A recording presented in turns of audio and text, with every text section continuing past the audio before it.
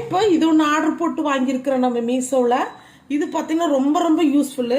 இது ஃப்ரிட்ஜில் பார்த்தீங்கன்னா தனித்தனியாக கருவேப்பில் கொண்டு கொத்தமல்லி தலைக்கு இஞ்சிக்கு பச்சை மிளகாய்க்கு தனித்தனியாக ஒரு டப்பா யூஸ் பண்ணுவோம்.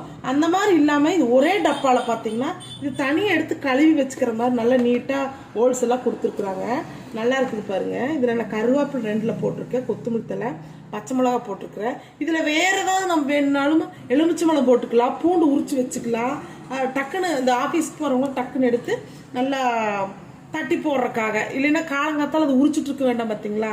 இஞ்சி உரிச்சு வச்சுட்டு பூண்டெல்லாம் உரிச்சு வச்சிட்டோம்னா காலையில் ஏதாவது ரைஸ் செய்கிறவோ டக்கு டக்குன்னு எடுத்து தட்டி போட்டுக்கலாம். இது ரொம்ப ரொம்ப யூஸ்ஃபுல்லாக இருக்குது.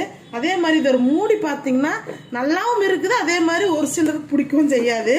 எப்படின்னு கேட்டிங்கன்னா இது வந்து லாக் ஆகிறது 4 டைம் இப்படி குத்த வேண்டியதாக இருக்குது. ஒரே பாக்ஸாக கொடுக்காம 4 தடவை ஒன்று எடுக்கிறதுனால 4 தடவை இப்படி திறந்து தான் இப்படி எடுக்கணும். இப்படி எடுத்தா தான் யூஸ் ஆகும். ஆனால் இது இல்லை ஏதோ ஒன்று வேண்டாம் கொஞ்சம் நிறைய இருக்குதுன்னா ஏதோ 2 இது மட்டும் எடுத்துக்கலாம். எடுத்துட்டு நம்ம வேணுங்கிறத நிறைய போட்டுக்கலாம். ரொம்ப ரொம்ப யூஸ்ஃபுல்லாக இருக்குது எனக்கு.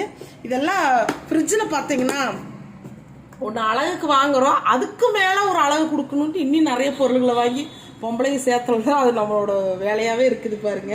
ஆனால் எனக்கு ரொம்ப பிடிச்சதுங்க, அழகாக இருக்குது. நீட்டாக ஒன்று எடுத்துகிட்டு வந்துட்டா நம்ம எல்லா வேலையும் முடிச்சதுக்கப்புறம் எடுத்து ஃப்ரிட்ஜில் கொண்டு வச்சுக்கலாம்.